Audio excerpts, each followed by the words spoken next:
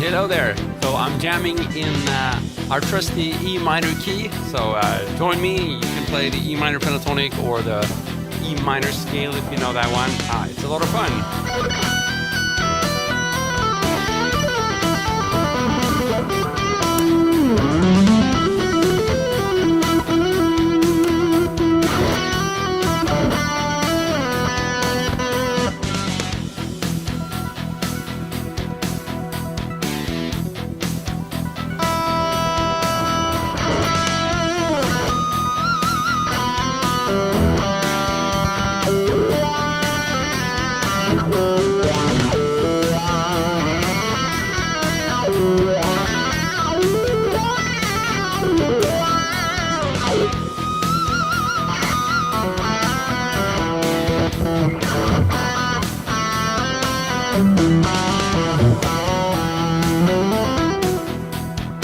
Okay.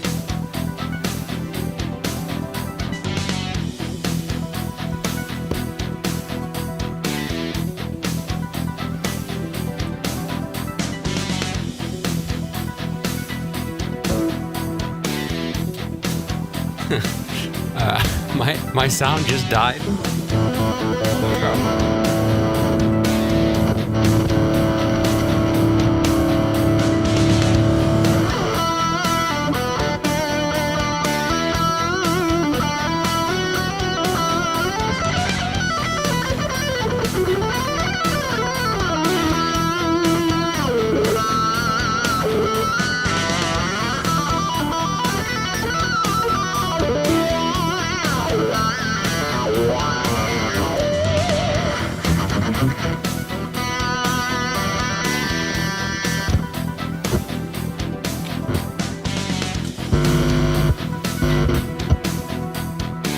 I think it's a cable issue. Let's try it.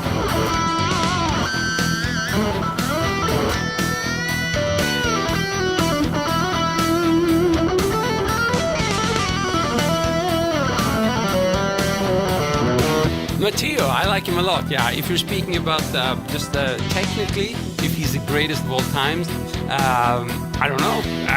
She sure has some very distinct staccato runs. So I think they're like a mix of, if you look at it from a technical perspective, like a mix between Yngwie and Eric Johnson. But of course he comes from the fusion school, so it doesn't sound like that at all. But technically, yeah, I'm assuming you're asking technically, because from a musical perspective, it's very hard to say who's the greatest of all times. But sure, why not? For some of these runs, I think he plays them cleaner and with more articulation than most people out there. And with a clean tone as well, which makes it hard, right? Or cleaner tone. As for you, Dave. Oh, I messed up.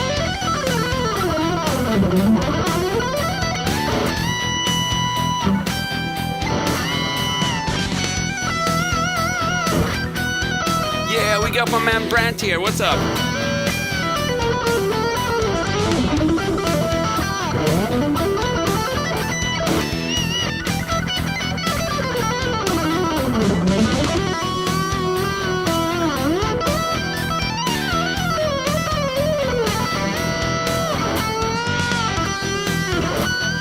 I'm not sure I can play anything. On the contrary, my knowledge of famous songs and riffs is kind of limited, as I haven't worked for any of that decades, you know.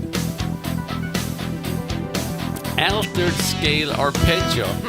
So should we do like a...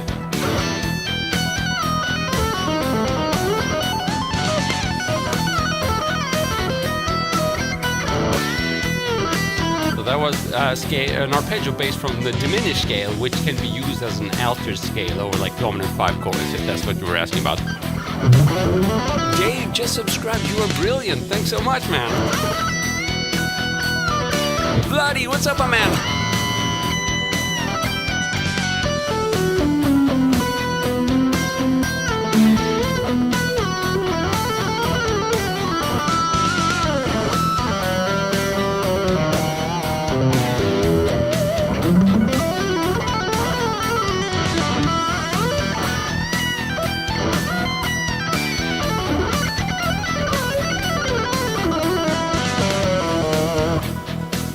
Chromosome. So a chromosome, probably.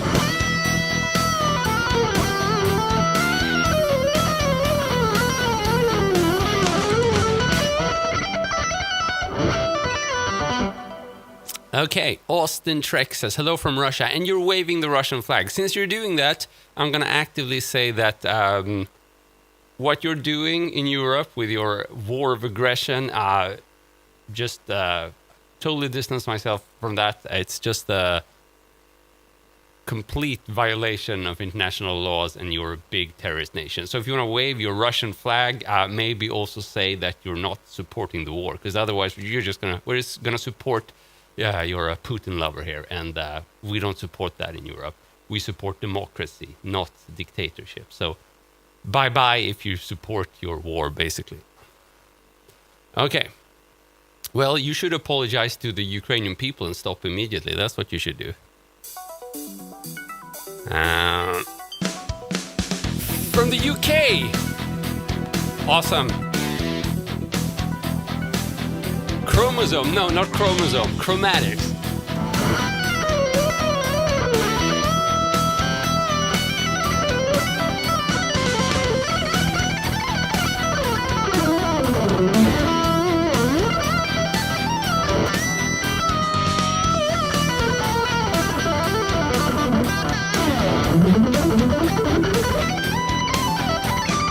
Okay, so here's a jam dedicated to the absolutely amazing, brave defenders of democracy in Ukraine. The Ukrainian army. Slava Ukraini.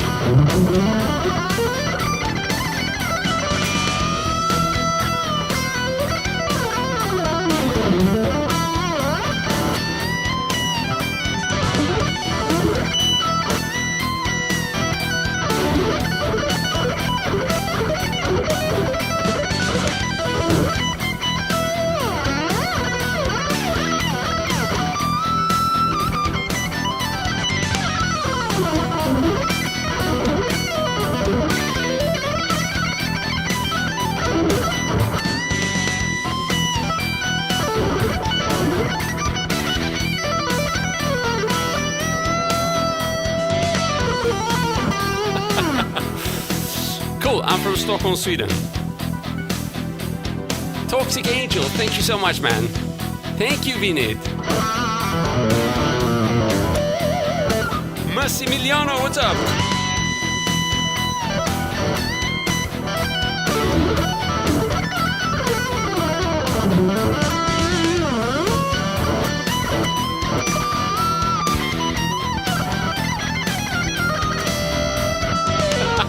Oh, so I just keep messing up.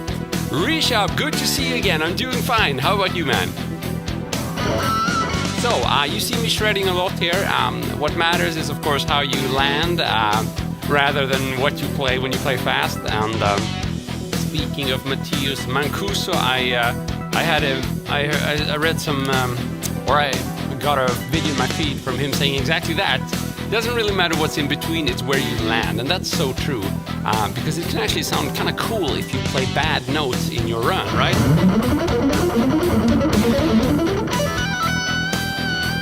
As long as you try to land in a good spot.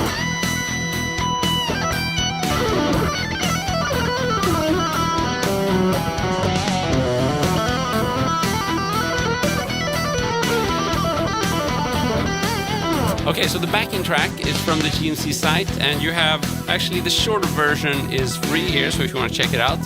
epic guitar phrases by my fellow co-instructor Guido Bungenstock, who's an amazing German guitarist and also an amazing producer, and that's why this backing track sounds so cool.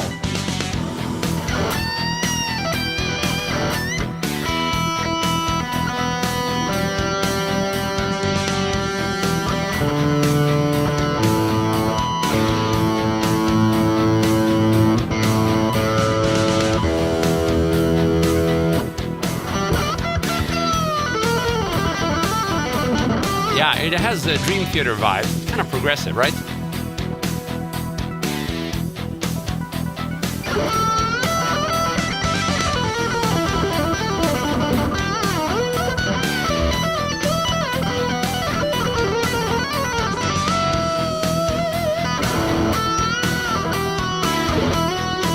So here's another thing which I like to do to kind of stick out whenever I'm playing a melody.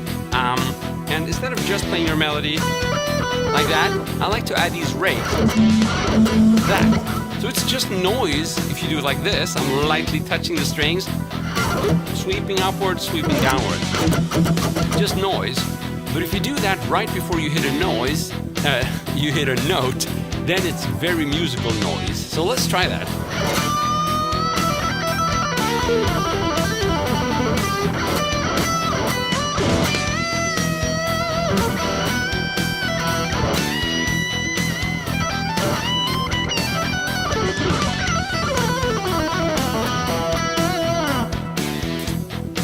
Russian people aren't dictators, but the ones who come in here and wave a Russian flag while your army is committing war crimes by the minute, then if you support that, you are just as bad as a dictator. So that's my take on it. Remind me of Yngwie Malmsteen, yes.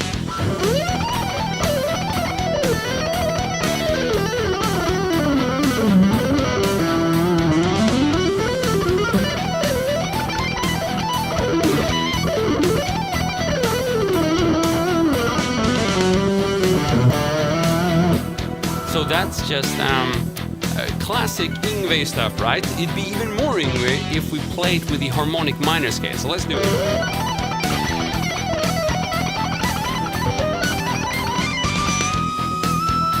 I love it. And of course we can add some arpeggios as well if we really want it to sound like Yngwie. I like these three string arpeggios. So basically,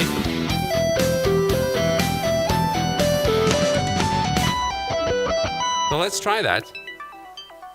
I'm just gonna restart this one.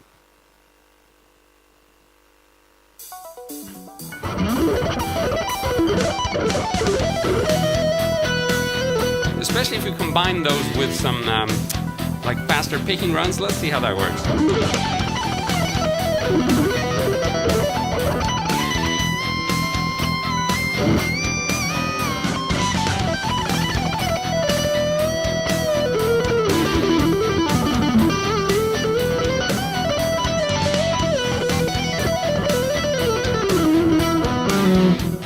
Good question there, Mr. Nova. Oh, and we got Sotus here. What's up, my man? So, how do you work out where to play all across the fretboard in the same key to make improvising sound better? So that's a really good question, and I think it's actually a very common one. Can you hear my voice clearly when the backing track is playing? I hope you can. So,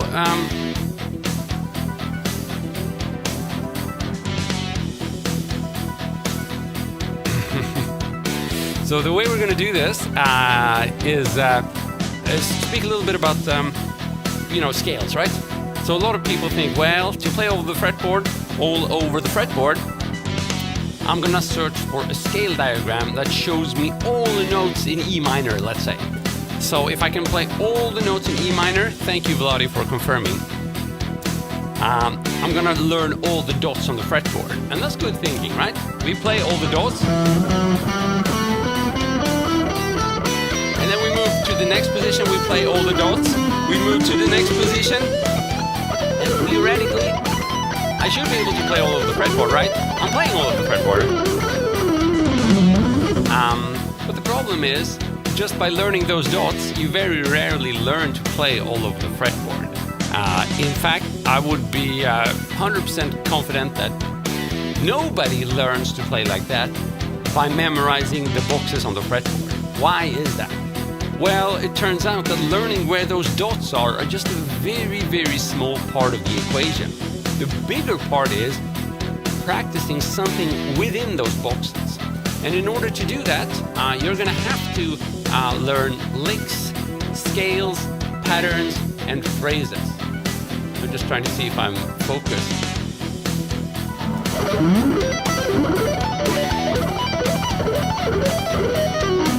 That's for you, Kumari.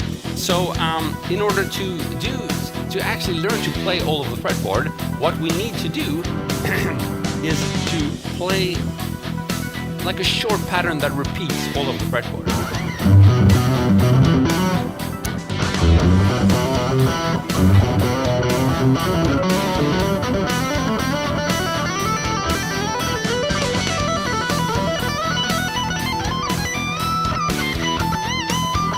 So what I did there is really all about repeating a pattern within those, the framework of those scale boxes, within the frameworks of those dots that you've memorized. So if you only do the memorization part, it's like you learn the first two letters of the alphabet, but you're not going to create any words with that, right? You need to have more than that to build actual sentences. So yeah, that's fine. Learn where the dots are. Learn them in, maybe start by the E minor, then A minor, so the common keys, and then just moving those patterns up and down isn't going to be that difficult. Quickly learn to play a pattern within those boxes. And because we just got our first coffee by Brady, I'm going to show you an example of that pattern. Thank you, Brady. So let's take something that you can repeat all over the fretboard. This is one of my favorite patterns. Not 100% sure that it's super beginner friendly, but anyhow, playing all over the fretboard is not beginner friendly. So anybody who's struggling to do that is hopefully not a complete beginner. So I like to use this kind of Greg Howe, Marty Friedman inspired pattern where we're like using a mini bar chord in our lick. So like that. So 5, hammer onto 7, and then flatten the finger to the A string, and then back to the low E string. So we have 4 notes. 1, 2, 3, 4. Note number 3 we play with our flat finger. And the reason I like this pattern is because it has a certain amount of unpredictability. Most people wouldn't think about flattening their finger like that. And also, it's kind of easy to alternate between. So you can do 5, 7, 5, or you can do 5, 7, 7, right? I also play this with hybrid picking. Now, again, not maybe the easiest pattern, but it's a really nice one for moving it around in different scale boxes. So in E minor, and then of course I'm doing that lick, and then I have to somehow transport myself to the next lick. And I don't have a set way to do that, and that's kind of on purpose, because then there's a certain amount of unpredictability in these runs. So you might have noticed when I played this, it's not completely consistent.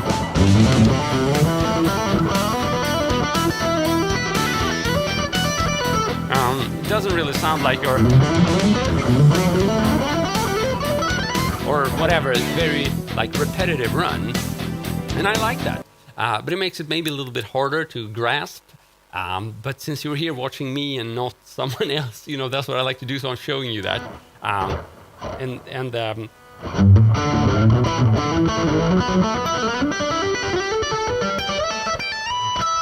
I like that kind of run, and it works well in pentatonic or minor scale. Either is fine. Yeah, that's right, Caleb. I started 15 minutes ago. So yesterday, we ended the stream by you telling us you actually sat in a wheelchair. I'm sorry to hear that, man. Is it true? And can you still get along with life in spite of being in a wheelchair? And how does playing guitar work out for you?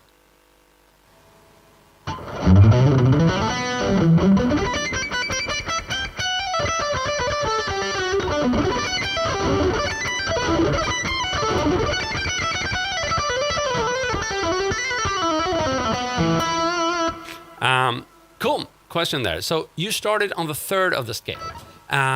Rain City, that's a very interesting question. So which note did I start on? Yeah, I did start on the minor third in E minor. I could start it on any other note as well. So if you prefer starting on like the fifth, we could do that, right? We'd be started on the 7th fret.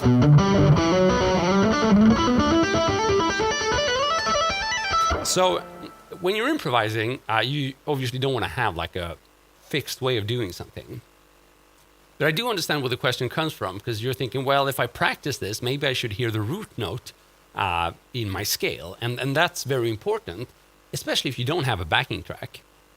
If you don't have a backing track, then starting on the root note is essential, because otherwise you won't be hearing it as the E minor scale. If you start on the minor third, you'll be hearing it as a G major scale. But I prefer playing with harmony, so with a backing track, and this track is in E minor, so you're gonna hear it like that. Okay, you have a wheelchair too. I'm fine. You're born like this. Okay, man. So you're gonna live your life like that, most likely. Well, I'm very happy to hear you get along, and I'm very happy to hear you join us, and more than happy to hear you play guitar, because that has offered me one of the biggest moments of joys in my life. So I think it'll definitely do the same for you. Okay, so let's do it then.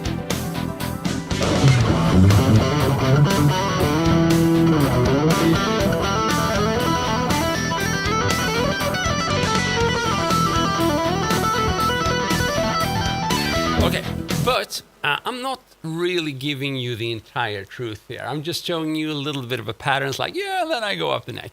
So there's a lot more work that goes into this before you can even remotely play it like that. So you have to, on your own,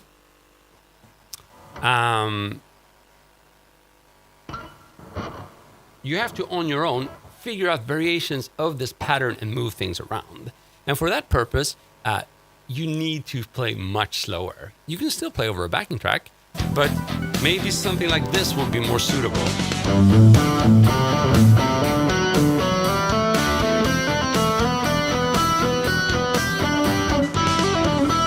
1, 2, 1, 2. I'm playing 8 notes here. 8 notes are easier not to mess up. And this is what I've been doing for a long time before I even attempt to.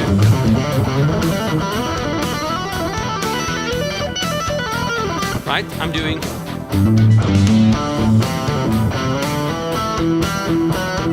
And even before that, just in one single position, see if you can somewhat throw in variations of this theme.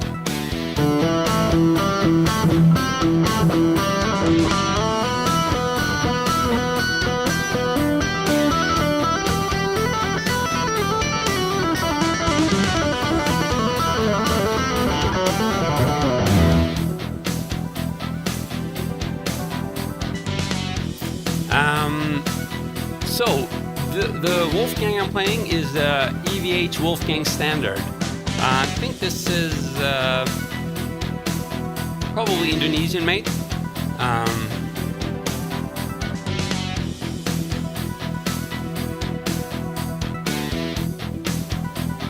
I reached an intermediate playing level and feel like I did not improve in weeks. Any tips? Okay, that's a really good question. So you've been playing for quite a while. You're at an intermediate level, but you feel that for every day that passes, you're more and more stuck with what you already know. You know those licks, you know those riffs, you know a few songs, or many songs maybe, and you can play those and it just sounds better and better and better. But you also feel that you don't learn anything new. How could that be? Well, it turns out that if you only play the things you know, you're going to get more and more confident as you play them. You're going to feel better and better. But you're also going to be less and less inclined to learn something new, because that throws you into uncharted territory, and it feels like you're really bad, like you suck. And you don't want to feel like you suck. You prefer feeling like you're really good.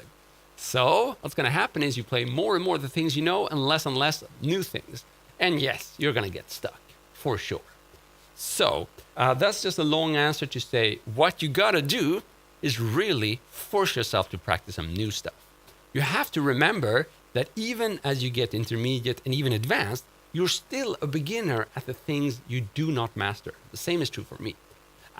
So there's no way around, if you want to expand your bag of tricks, expand your horizons, you have to accept that you're still a beginner. You can do what many pro guitarists do, to only keep improving within the framework of what you already know. That's okay, but it's also dangerous. Yngwie Malmsteen, he's amazing, but he sounds the same, since 30 years ago. Some argue that's how it's supposed to sound, but I would argue that if I were lucky to be Yngwie, I would get a little bit bored of myself if I sounded the same for 30 years. And it's the same if you're intermediate. You're in that box and you've chosen to only expand on what you know. But the problem is you don't know as much as Yngwie does, right? You just maybe know a few riffs and licks and songs, and that's not enough to just keep expanding. You have to bring in fresh, new blood into the mix. You're going to have to accept that you are a beginner at the things you do not know. Now, I think this is super important advice for everybody watching this, including myself. I fall into that trap constantly, and part of my practicing strategy actually revolves around avoiding that specific thing, which tends to happen if you're not careful. So I always push myself to do new stuff. Just 2 days ago, I started combining my chordal technique with tapping. To the point that I was actually feeling a bit strain in the hand yesterday. I was a bit worried I wouldn't be able to do this stream, but I stopped doing it and now I'm just practicing less chordy stuff. But in a few weeks, or in a few days, I hope to be back at it and I can show you. If you were in the stream yesterday, you probably saw that I did some of that chordal tapping. So just an example. Okay. Toca algo, ¿cómo está?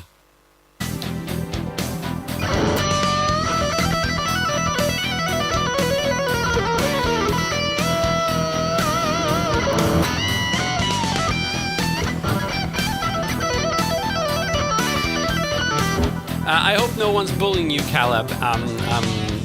The reason Caleb is mentioning about his disabilities is because he mentioned them shortly right before we ended the stream yesterday, and I brought it up today, so it's on my end. But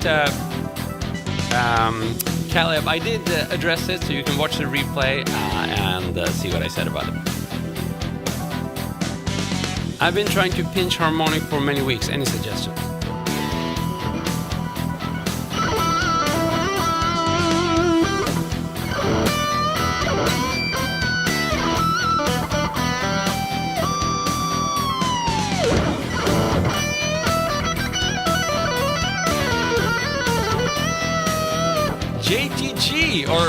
JTG, that's how you pronounce it.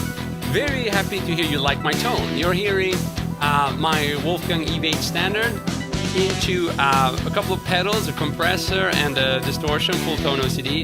And then you're hearing the Mesa Boogie Mark V overdrive channel, the middle channel. And then you're hearing the cabinet simulator of the Morator. That's the whole chain.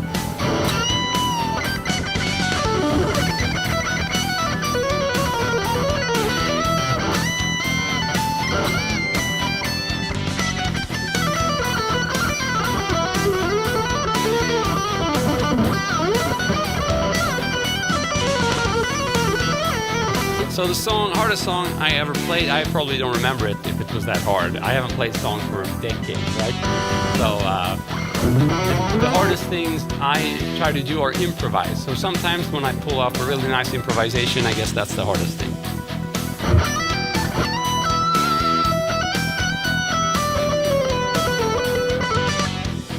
Cool, yeah, so we had a question about pinch harmonics.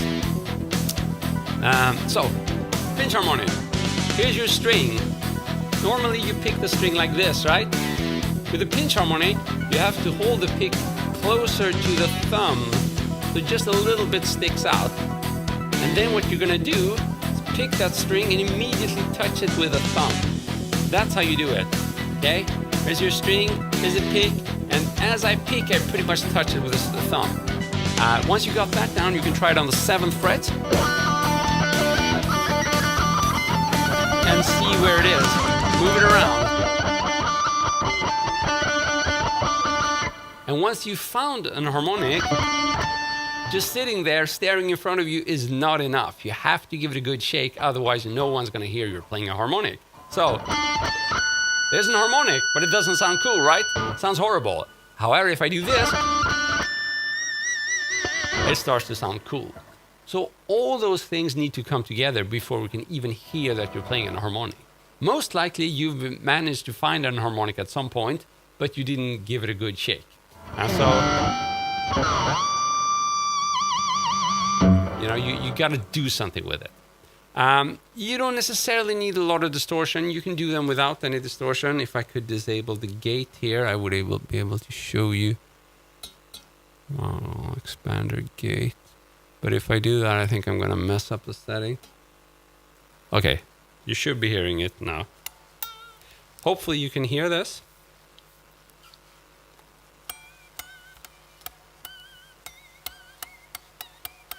Can you let me know if the sound went through? Could you hear this?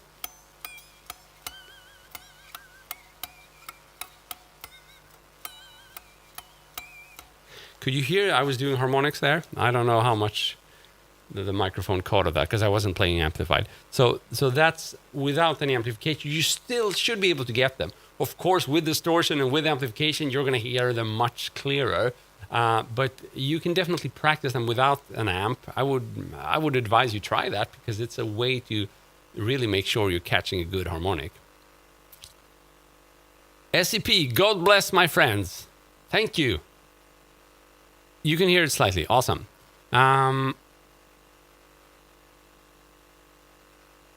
Hybrid pick. Miles Kennedy. Isn't he a singer? Does he hybrid pick?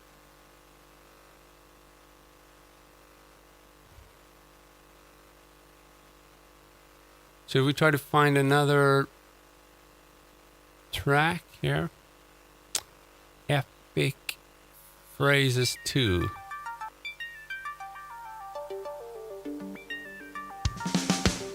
Thank you, Vinit. Oh, my guitars are awesome. Thank you so much, Cosmos.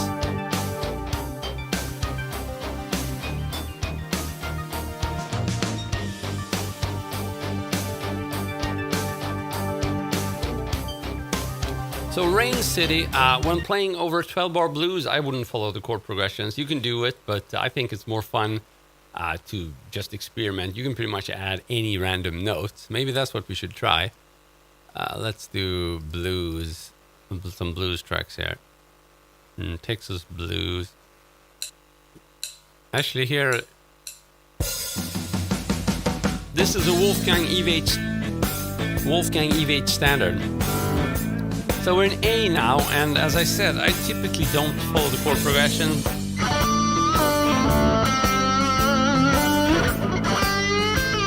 This backing track, by the way, is free on GMC, so if you want to try it out.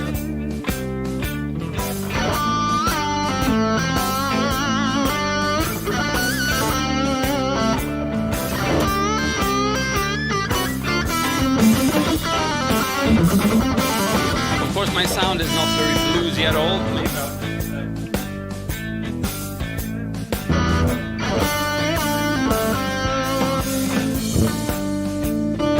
Sorry, it won't be better right now.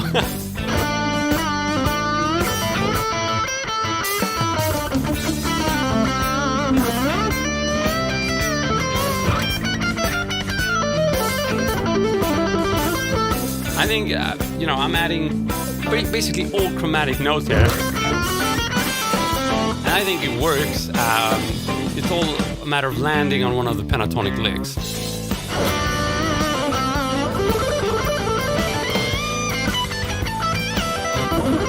So I don't follow the chords, but if you want to follow the chords, you need to learn basically the arpeggios, which are the chord tones kind of mapped out on the fretboard. If you learn that and then find the closest arpeggio note when the chord change happens, that's basically the rule you follow for jazz and anywhere when you want to follow the chord progression. But I'm not a fan of doing that only when there's a modulation, so there's no other way, then I do it, right? And we can try to find such a backing track if you want to. Let's see, modulations. What's this? I like it. So these are actually old lessons from David Waldeman. Maybe you know him from YouTube. He started on the GNC website. But I I'm like trying to find something that makes me want to groove along. E minor to F sharp minor.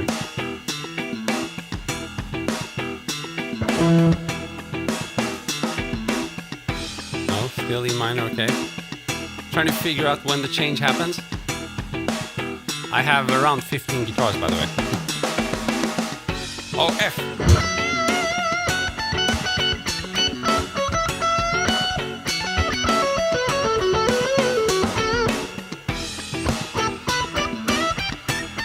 I went back to E minor there, but I didn't switch position. That's really key. So I'm still in E minor now. I'm anticipating the change, or waiting for the change to F sharp minor. When it happens, I'm gonna stay in the same position.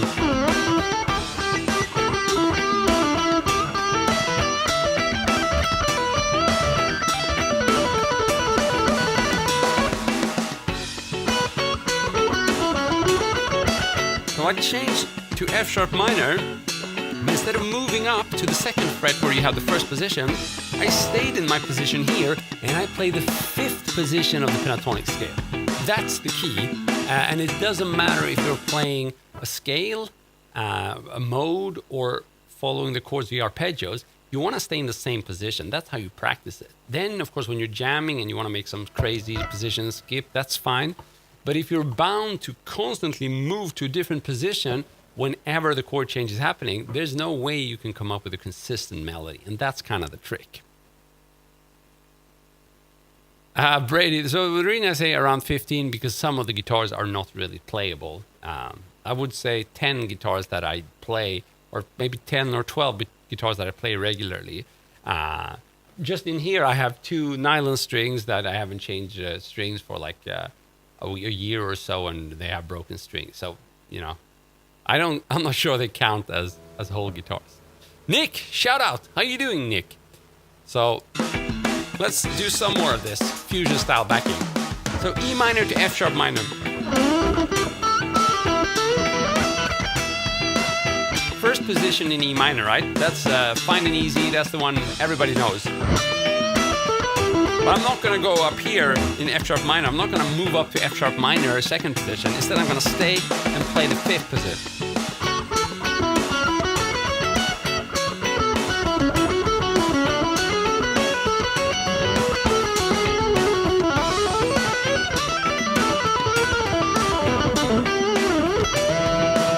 I can still change positions, right?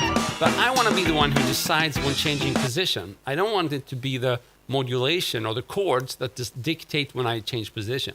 Because if that happens, then you're going to be completely predictable and you're not going to be able to play any consistent melodies or call and answer, because you're constantly going to be interrupted by those position switch. So that is the key. Okay, so what do we do now? Did you guys like the fusion thing? Is that cool? This is a very kind of niche thing. Buy him a coffee and he might. Thank you, Brady, for the support. Oh, Nick, I'll definitely do a song about you. I can do it over the fusion track. Nick is my man.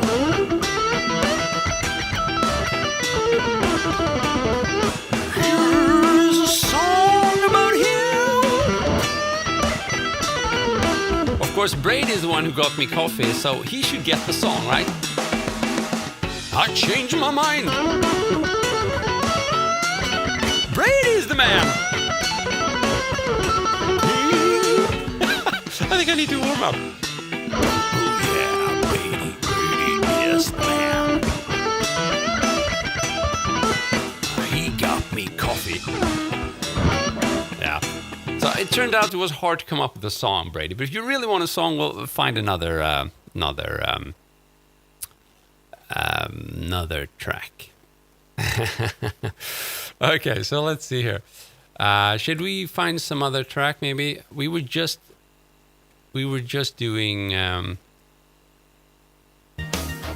This one. It's a bit of a nicer track, right? Let's see if we. So does this modulate? It might. No, I think it's G minor. You like it? I'm happy. I'm happy. Happy to provide you with some improvised little songs. Okay, so G minor. A lot of times for the rock stuff, I don't think a modulation or a key change helps. Only maybe towards the end of the song you can have that, you know, when it reaches a climax. But for most part, you know, the song sections in metal and rock don't contain key changes. So it's going to be something like this, where you stick to one key.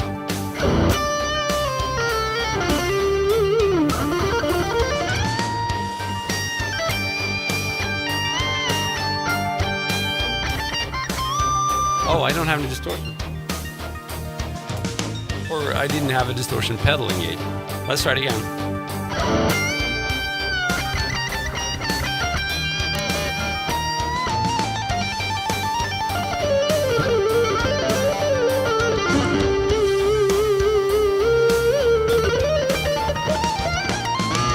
So just to me, a strong solo is going to come from a strong melody, at least in this style of music. It's all about melody, and you can build up with anticipation, like with a fast run. You can play some outside notes just to reach the, you know.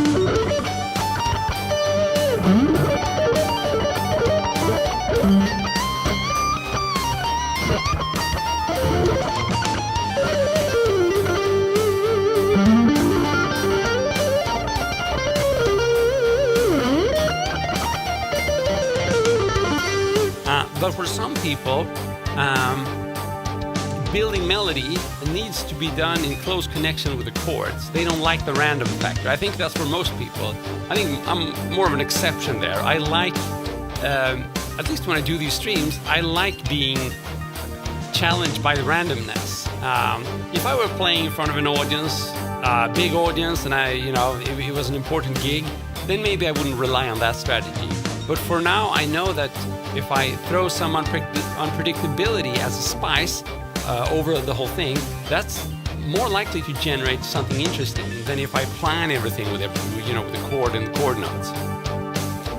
So if I want tension, I'll just play any outside note and I will get it.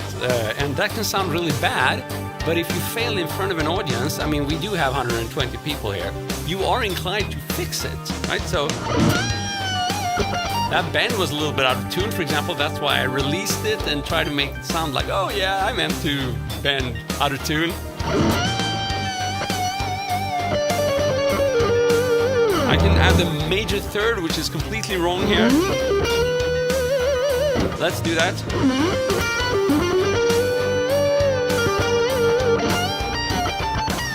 So I play the major third, I bend it out of tune, and then I got out of it. I don't know if I got out of it alive, you be the judge, but I like that kind of thing. That triggers me. Sometimes I fail, sometimes I don't, but the curiosity is there, and that's kind of what drives, I think, the music and the interest in it. If I just knew that everything I played would work, I mean, what's the challenge? It's like, oh, look at me, I can do stuff that works. You know, maybe some people like that. That's not for me. I'm more like, hey, look at me, I'm trying to do something new. I fail, but sometimes I don't, and then it gets interesting, at least to me, and hopefully to you guys as well. Oh, some chugging improvisation.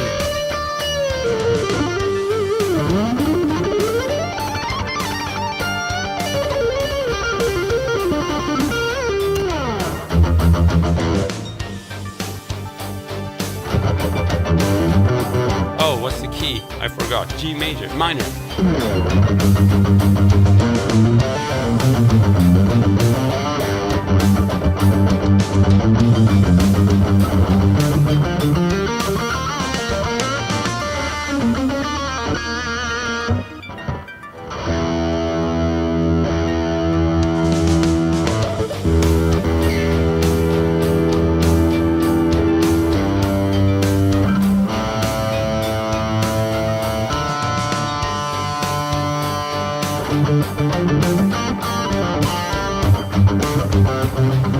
Oh, wait, let's try one more time.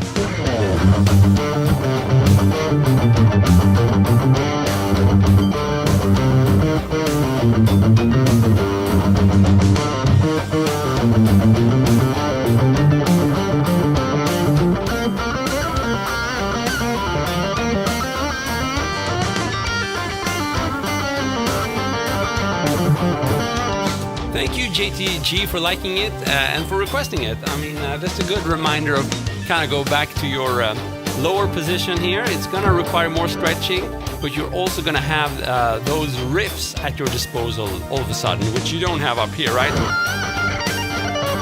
And I really like when you go between riff and solo like this. Oh, one more time.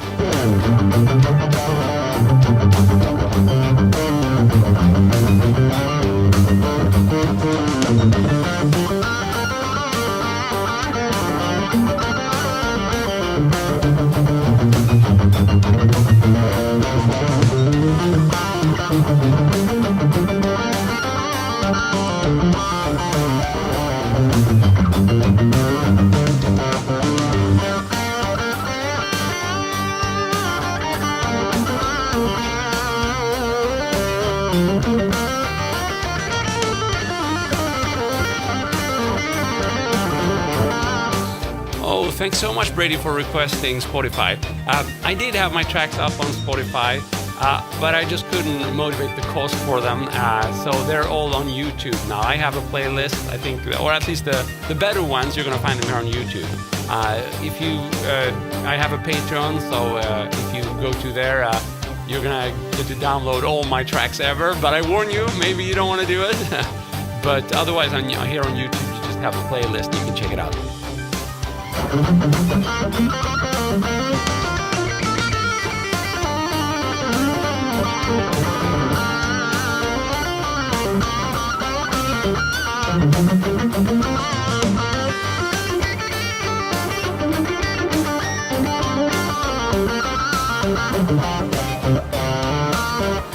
So actually, it's interesting you requested some improvised chugging because I'm not a good chugger, but I do like to improvise with rhythm as well, and that's something I've been shifting my focus towards the last couple of years and especially months. I would just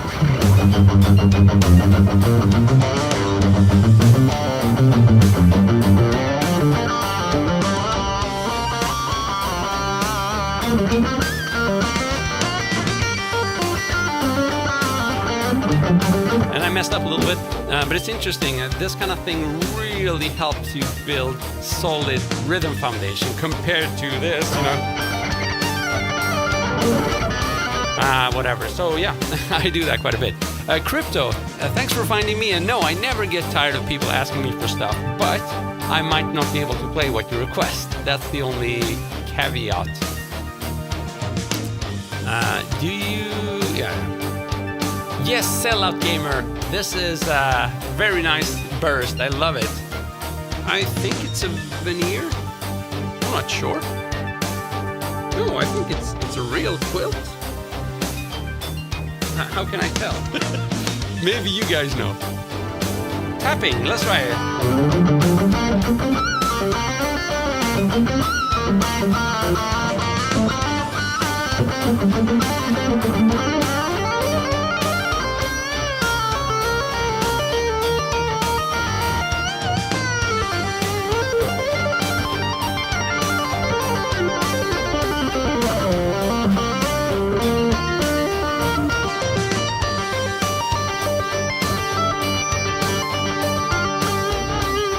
I hate it when I forget the key in the middle of the run.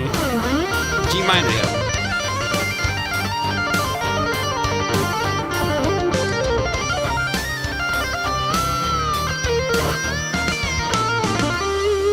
No, I'm not tired of Smoke on Water or Stairway simply because I never play them, right? The only time I play them is when you guys request them. So each time it's like, okay, Stairway to Heaven, or like Smoke on Water. How do I play that in G?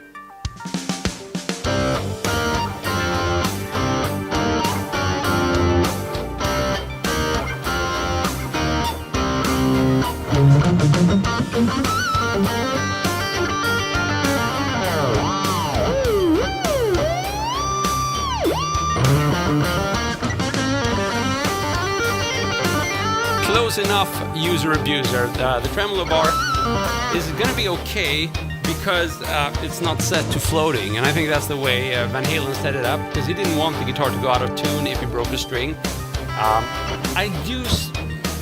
I don't like this tremolo. It's giving me a lot of issues. Even though it doesn't necessarily go out of tune, it's been a hassle. So I actually don't recommend this guitar for that single reason. I think you should get the American one with a good tremolo. And at some point, I'm going to replace this tremolo because the guitar is fantastic otherwise. It sounds amazing for its price, plays amazing for its price.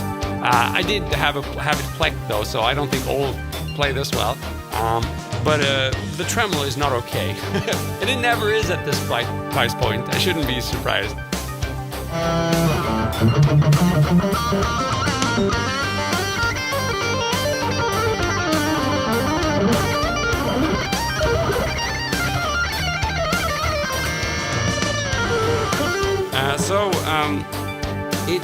The tuning is okay, but it's very hard to fixate the high E string. You gotta, how do you say? You gotta kind of tangle it.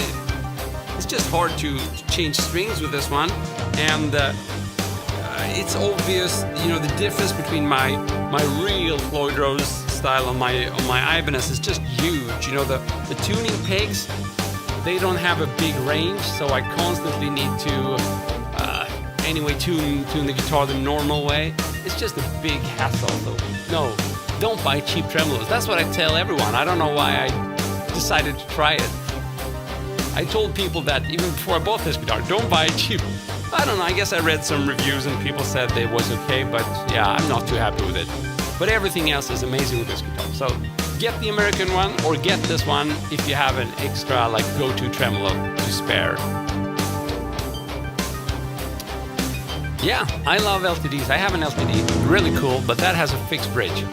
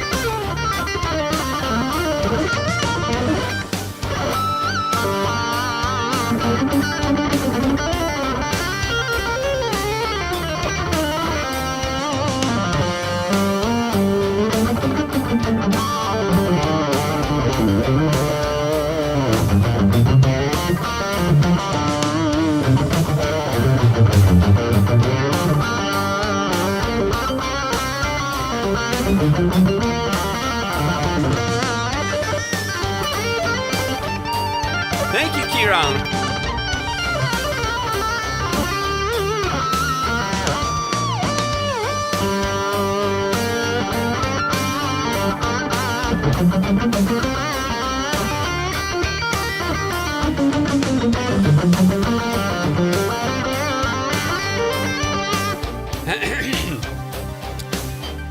Still got the blues. Well, we can try to find a Gary Moore style backing track. I know many of the GMC instructors are super into Gary Moore. I didn't know Sultans of Swing, but I don't know it. It's been ages. I think I played that for 15 years ago. 10 maybe. So I don't know it. It's true. I just learned it back then. I wish I could play as clean as you are. Man. You're too kind, Karen. You can. Just keep at it, man. Papa Roach. How's that?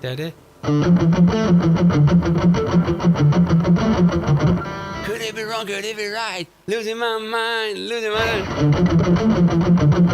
I think that's Papa Roach.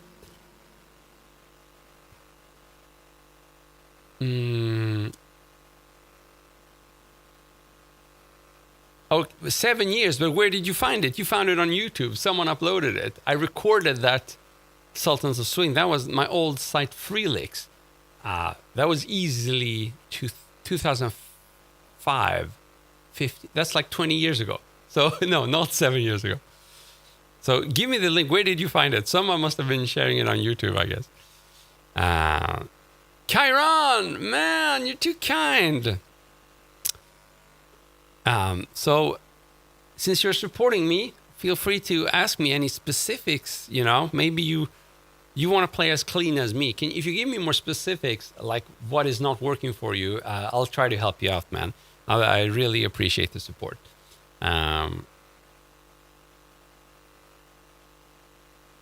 I'm an 8-year-old guitarist. Nice to meet you. I really respect you because you're in a minute. Wow, 8-year-old guitarist. I think we established that the oldest user in the room was 76. I think that was yesterday. But now I think we have the youngest 8-year-old guitarist. So thanks so much for being around. Hopefully I can help. Be sure to ask if you have any questions.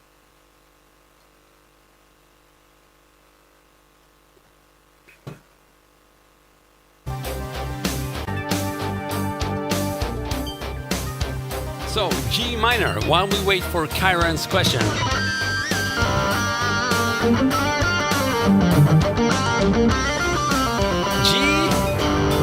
C, D for life. Maybe that's what it is.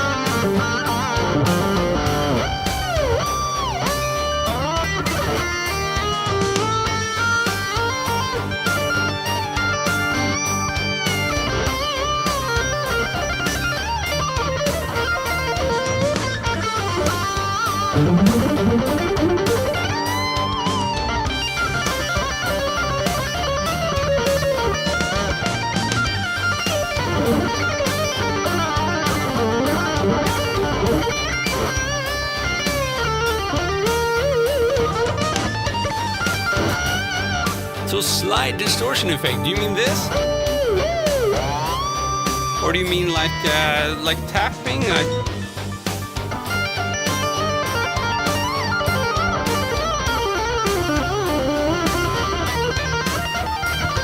I think maybe you're referring to the tapping.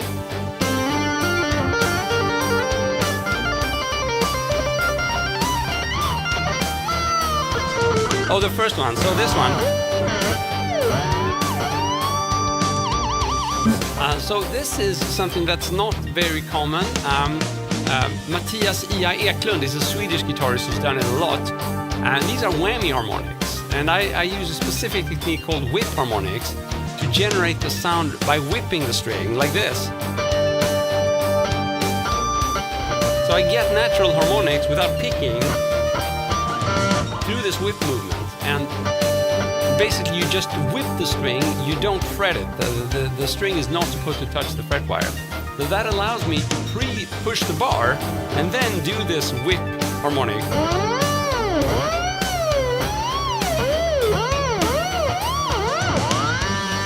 And that's how I get the effect. So sweep picking, the strings kind of keep buzzing. That's all coming to my mind now.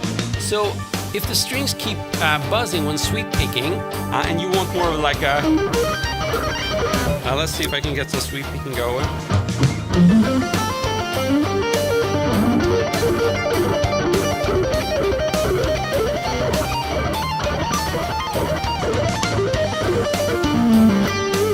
So for me, and this is something also maybe not quite as common, but for me, getting the sweeps really clean and articulate. Hey there, finger clutch. The key was really to practice hammer-ons from nowhere. So we can take like a basic example. Let's do it in C major now. That's a common thing.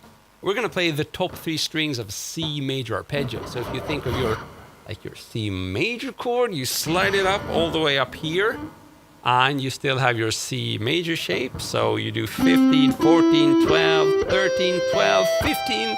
It's a very common major shape, right? 15, 14, 12, 13, 12, 15, and then you can go down. But we're gonna keep it simple here and only do it on the top of these strings. So starting on the G string, we're gonna play 12, 13 on the B string, and then 12 on the high E string, and then 15 on the high E string. So we're only playing those 3 strings, just for this example. Hopefully you can see me. Is the focus okay? So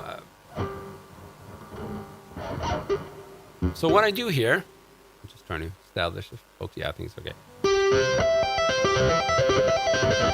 Is hammer-ons from nowhere. Now, this is how I practiced it, and the reason why it's so good is because it allows you not only to get a much better tone as you're attacking each note from both directions, so both left hand and sweep. So like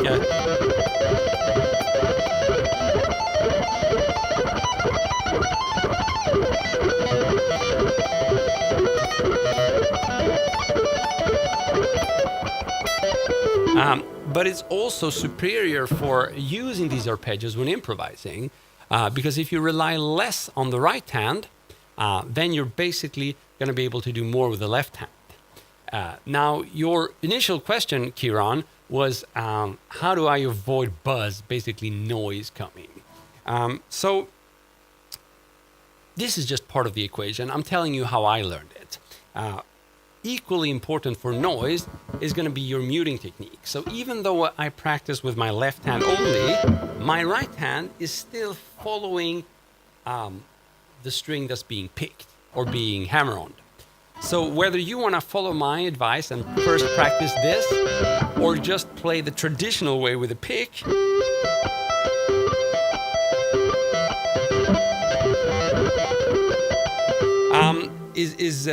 is going to be, oh, maybe I played it dirty. Let's try some more here.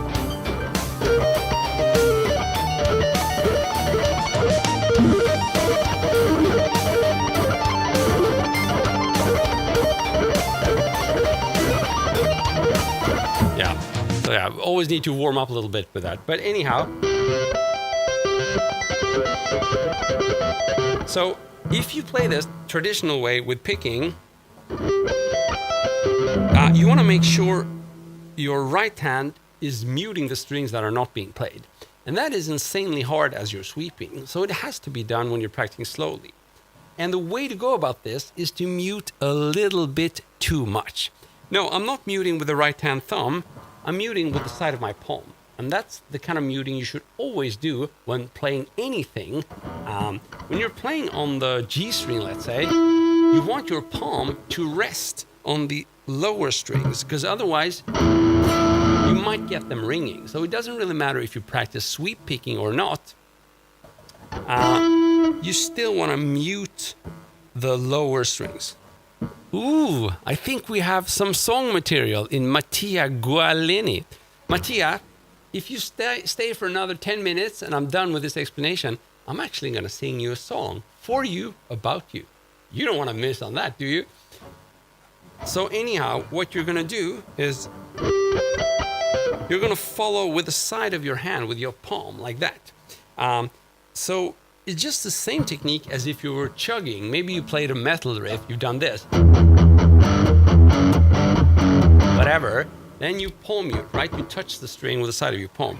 The same technique needs to be applied whenever you're soloing, or pretty much anything you do where you don't want the lower strings to ring and start making noise.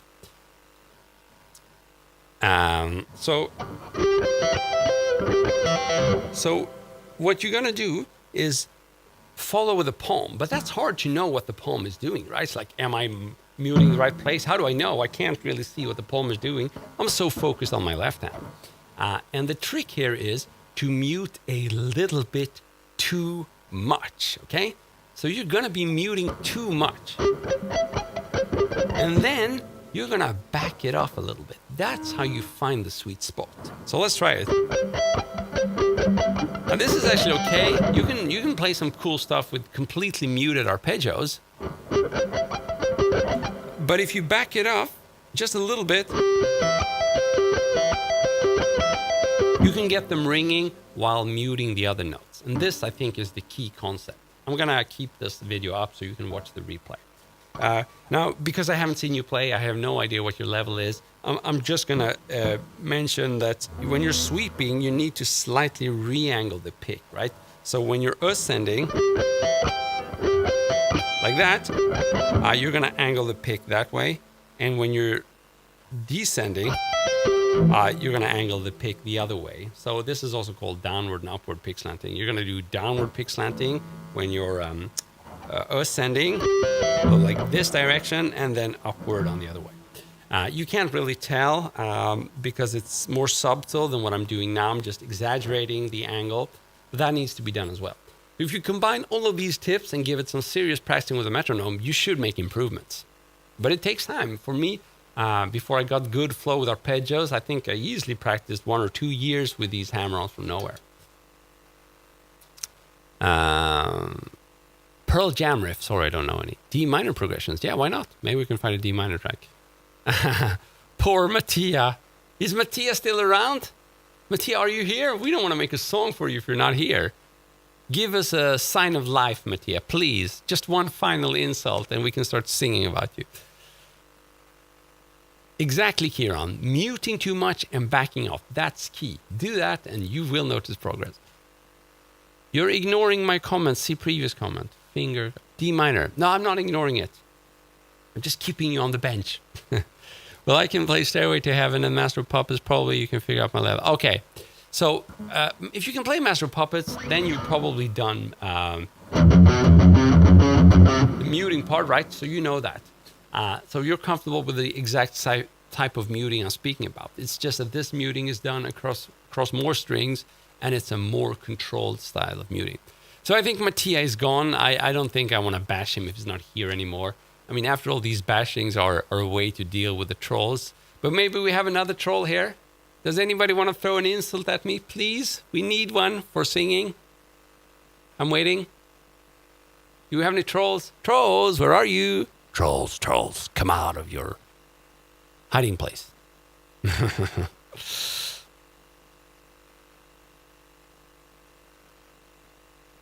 Good question there. Les Paul, yeah, I have someone standing in the back. Thank you, Kieran. Thank you for subscribing and thanks for your support. You're the man. Someone insult him. Here's an insult. You're too good. Oh man, you're too kind. Too kind. I can't come up with a song. Just that would be like a love song, and I'm not sure I'm the right dude to sing it. Krypton Jamming, I love you. Oh, it's not gonna be nice. Nirvana. Oh, I'm severely out of tune. How did that happen? Oh, I know. It's the tremolo.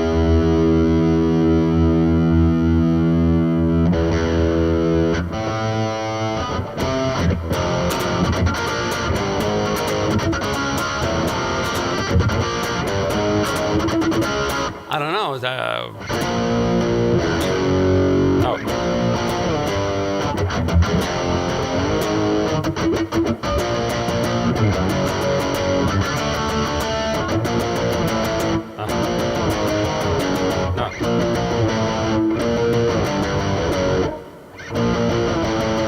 I don't know. Finger clutch. You can sing. That's awesome, man. Got to go. Keep rocking. Thank you. You smell like flowers. That's also a good one. Did the sun come up or did you just smile? Wow, that's beautiful, Bird. Thank you.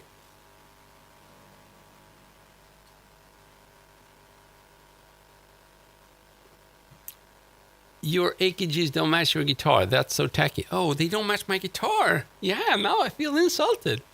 So are you saying my headphones don't match my guitar, or the microphone is actually also AKG? So, or you mean both? You said them in plural, right?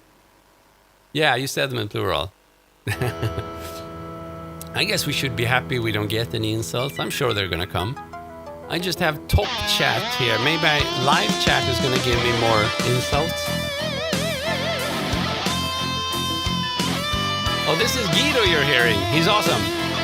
But now we shut him down. Poor dude, shut down. So Local Z asked for Les Paul. Maybe you want a guitar switch?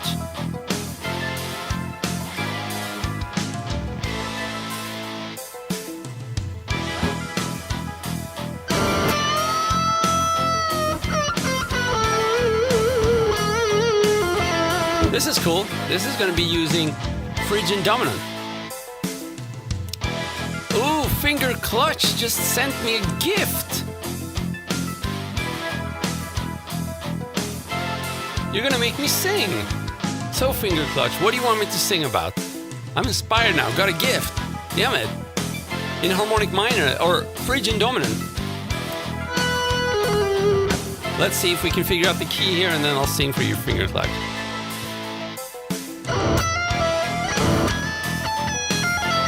So, Finger Clutch, I'm not sure I'm gonna sing for you. If you're a singer, you're gonna laugh at me. I'm a crappy singer. Oh, and I keep playing the wrong key as well. E Phrygian dominant.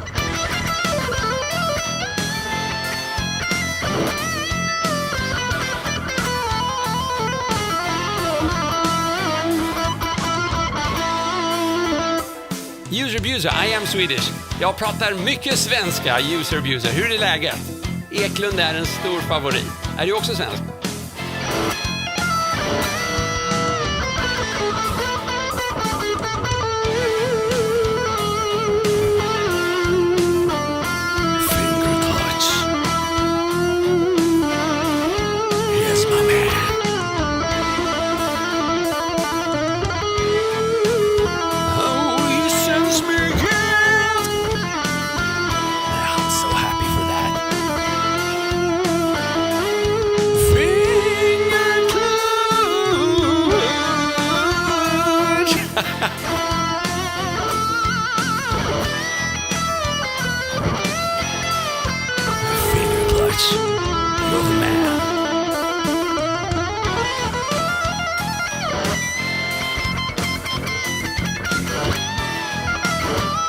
That's all I could do. Bird sub, thank you so much, man. Spanish.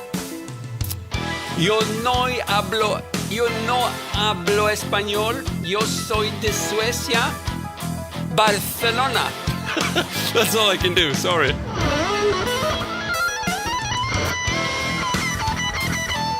Oh, you sent your channel to my guitar friends. Thank you so much, man. Finger Clutch is the man.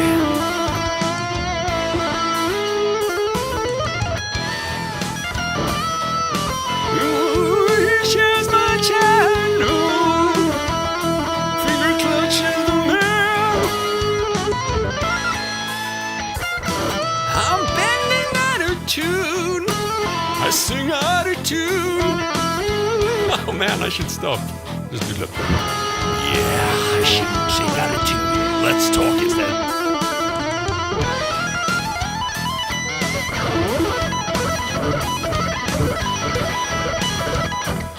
Which key am I in? Damn it, I forgot. Oh yeah.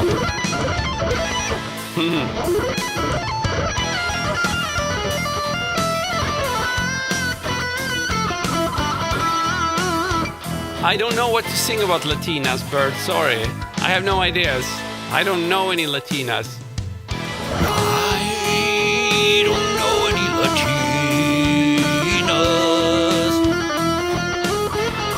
I'd like to know them, but they don't want to know me, because I stink.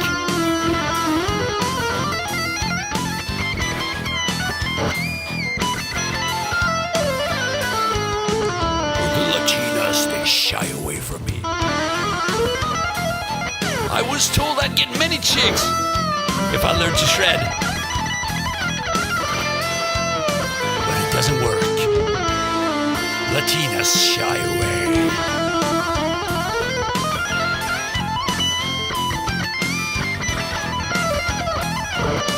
No, Latinas are shy away.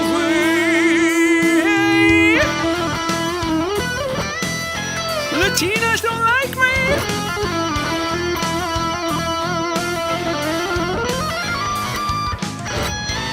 That's because I missed the bends. Latinas don't like me because I missed the bend.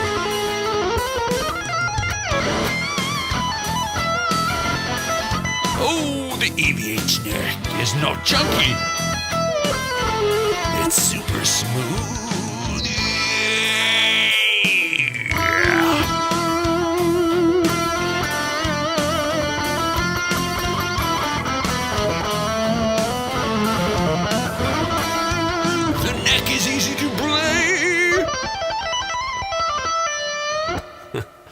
So you see, it's hard when I don't turn Megadeth to Mega Horny. Yeah, I like it, yeah. Fingerclutch, you finished 8th grades in Guitar Rock School. Cool. What is Guitar Rock School? I should know, but I don't. Oh, Bird is in his bath. That's impressive. So we had someone in Swedish, User Abuser. Oh, my stream has inspired you to start playing guitar again. You're better than best. That's the spirit. If I can inspire you to start playing guitar or pick up the guitar again, I must have done something right. So thank you so much, man. I don't know what Magbalik is. From Portugal, what's up, Xana? So you're looking to buy an EVH. Cool, yeah. I mean, this guitar is amazing, but if you can buy it with a real tremolo, I would advise it. Otherwise, it's just a very cool guitar. This is not PV, it's EVH. Damos un vulcio. It's having fun. We like that. So I think we like the Phrygian dominant thing, right? Oh, Richard, he would like to have tits. I think we have some lyrics there. Richard, he wants some titty bitty. Oops. Richard, I messed up. I got confused by your tits. The tits you do not have, but you wish to get. Richard Brownie wants the tits. Who's gonna give him the tits? He needs the tits. Who's gonna give him the tits? Richard needs the tits. He wants the boobies. Give him the tits. Richard needs the tits. Richard wants the boobies.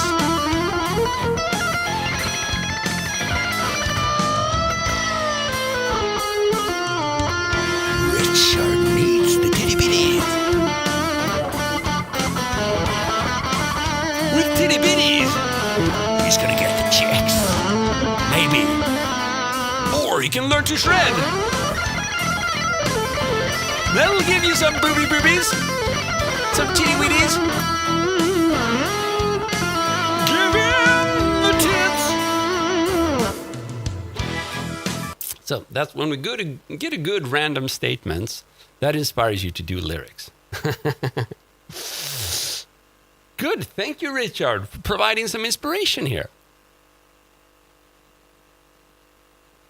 Ooh, how to tame an alligator in song form. That's a tricky one. You know, I have to consider I'm Swedish. I can't just come up with lyrics. It has to be easy. I can sing titty bitties 3 times, but taming an alligator, I wouldn't be able to find the words for that. Christian, what's up? We're discussing titties and alligators here. Who would have thought? That's how low and how high we are.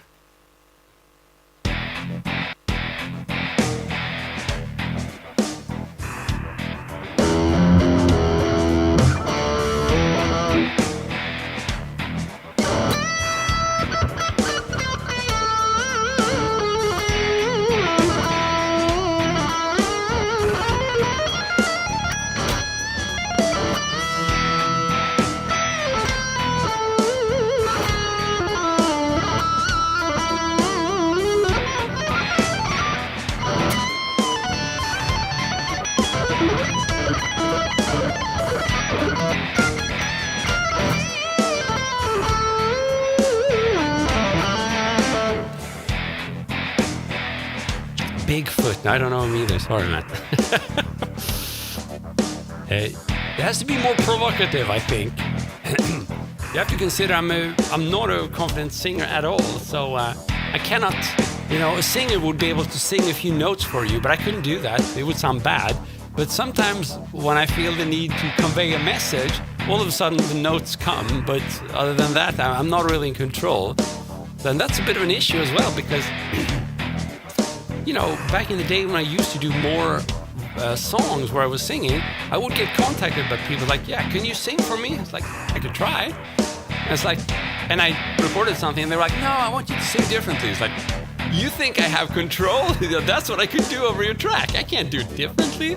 I've never seriously practiced singing or anything. It's just sometimes it comes. If it's a good track, then I might get some vocals going, but it's just purely matter of coincidence when that happens. Oh, F to Neil guitar. I don't know what that is. You'd have to give me a link.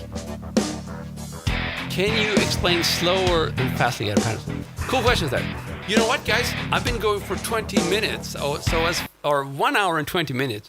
So as fun as this has been, I'm not going to be able to continue forever. In fact, I feel I need to probably stop right now, which gives me the opportunity to thank you guys for all the support. Means the world. Just the fact that you guys are around really makes my day. So thanks so much for following me here, for tuning into my channel, doing all that good stuff, and being a positive force in these chats. That's the biggest thing you can do for me, because it feels amazing to know when we finish these streams, hopefully more people came out of it happy than sad, and I think that's a good result. So thank you so much. You've been absolutely amazing. I've been Chris Vidal. I'm looking forward to see you soon again. See ya. Cheers.